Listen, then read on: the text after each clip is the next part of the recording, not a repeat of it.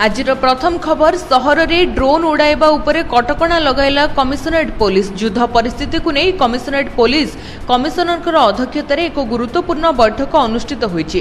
Police सुरक्षा संबंधी निर्देशावली को जनसाधारण पालन करने निर्देश दी जाइछि। विशेषकर सहर में ड्रोन उड़ाइबा उपरे कटकणा जारी होईछि।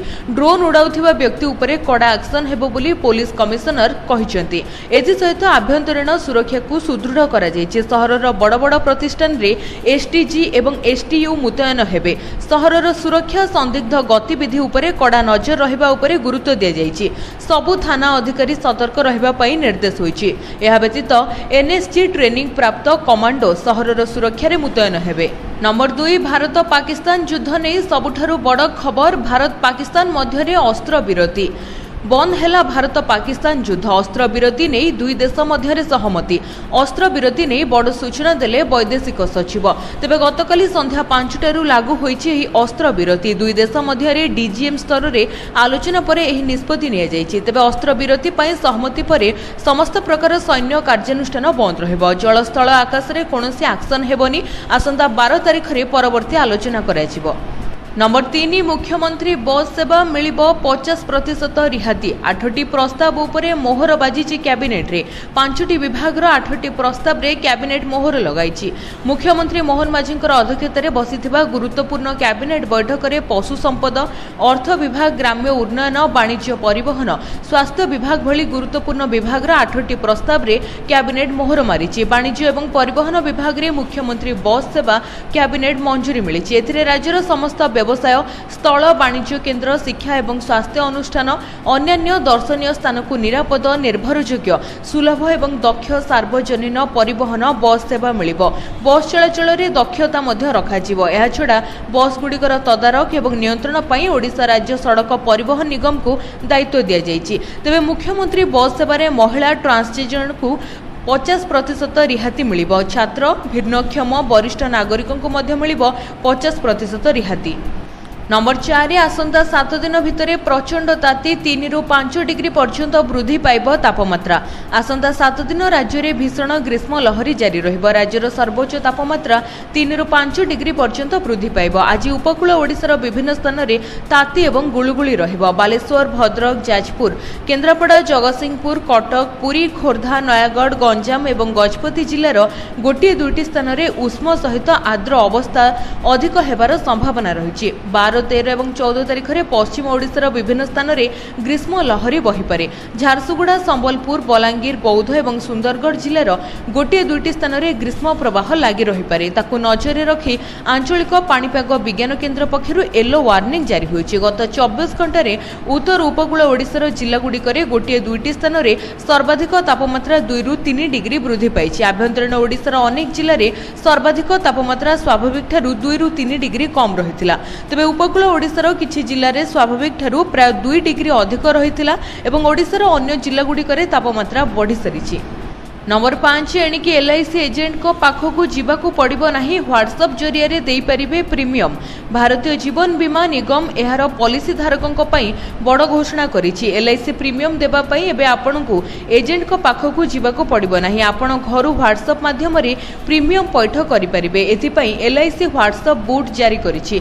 घरे बसी आपण किभली प्रीमियम पैठ करि परिबे ताहा मध्य जानि नियंतु। एलआईसी प्रीमियम पैठ करिबा पई एक नंबर जारी करिछि। एही व्हाट्सएप नंबर रे एक मेसेज पठाई आपण यूपीआई माध्यम रे पेमेंट करी आपणकर पॉलिसी पूर्ण करि परिबे। बीमा कंपनी कहिछि जे एही विकल्प एलआईसी ग्राहक मानकू ऑनलाइन रे प्रीमियम पैठ करिवार विकल्प देबो।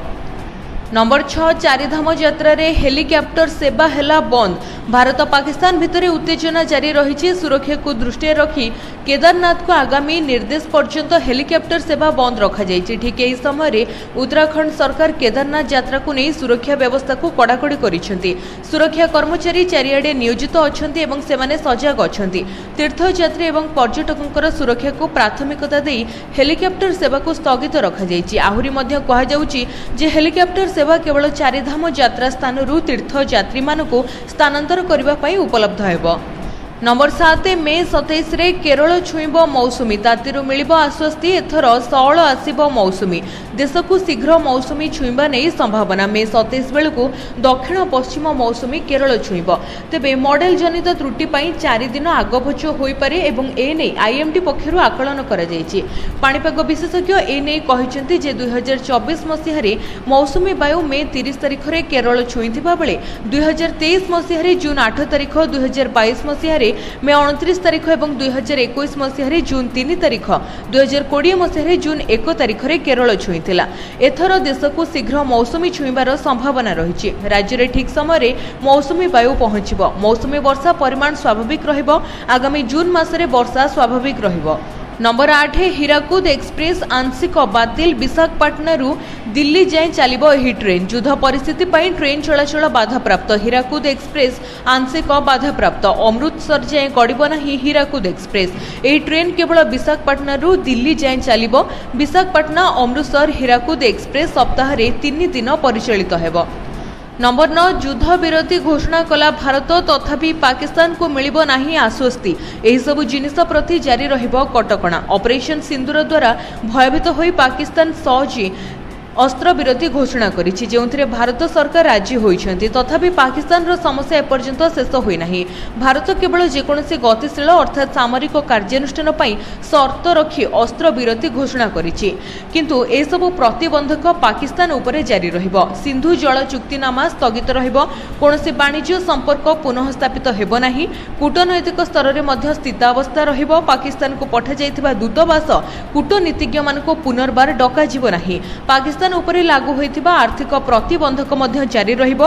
कोनोसी मालबाही जहाज इत्यादि भारतीय बंदर को आसी परिबो नाही। नंबर 10 बार डांस उपरे कटकणा मामला राय संरक्षित रखिले कोर्ट। ओडिशा अबकारी आईन 2024 आधार रे भुवनेश्वर विभिन्न ठिप्पी खोला मद बार रे झियोंकर नाचिबा उपरे कटकणा को विरोध करी रुजु मामला रे उभय राज्य सरकार एवं आवेदनकारी पक्षरु जुक्ति उपस्थापना शेष होईछि।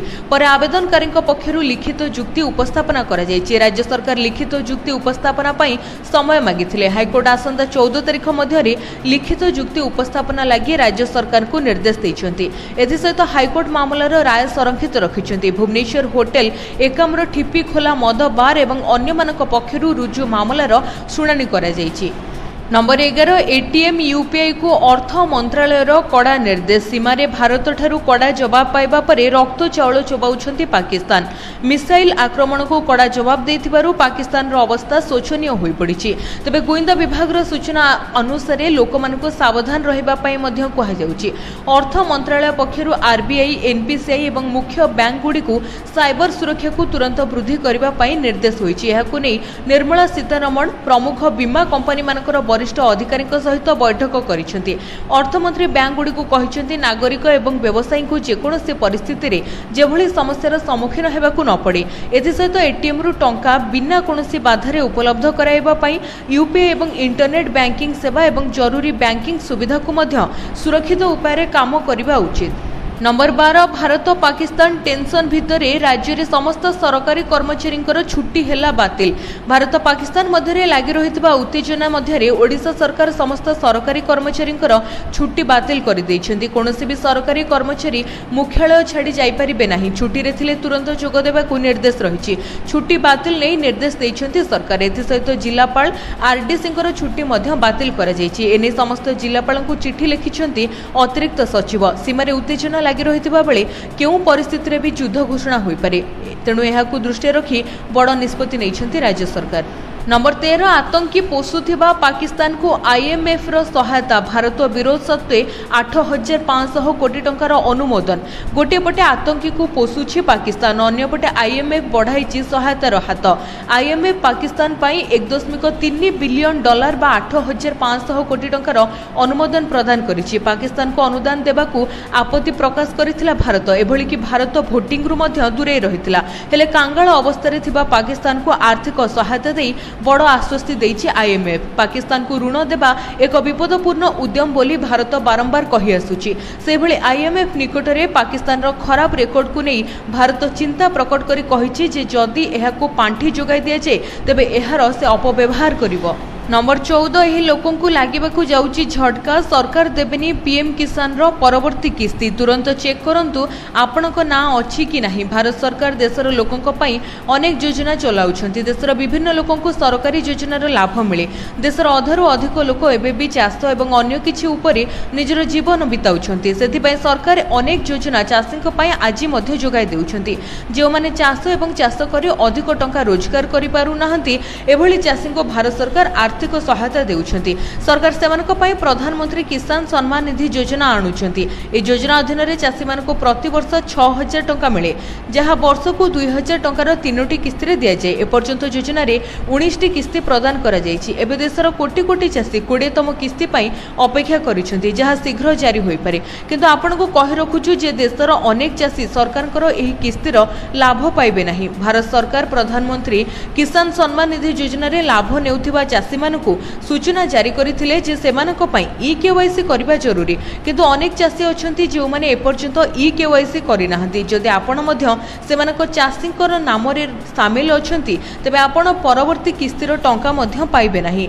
एहा व्यतीत जदि आमे सही चाषीक विषय कथा हेबा जे मानकर बैंक अकाउंट रे आधार कार्ड लिंक नाही, सही चाषी माने मध्य परवर्ती किस्ती पाइ परिबे नाही। जदि आपणकर मध्य ई-केवाईसी नाही एवं आपणकर आधार कार्ड आपणक बैंक अकाउंट सहित लिंक नहीं तेबे यथाशीघ्र ए दुईटी कार्य को समाप्त करंतु, नचेत किसान सम्मान निधि योजना रे प्राप्त लाभ टंका अटकी जिवो।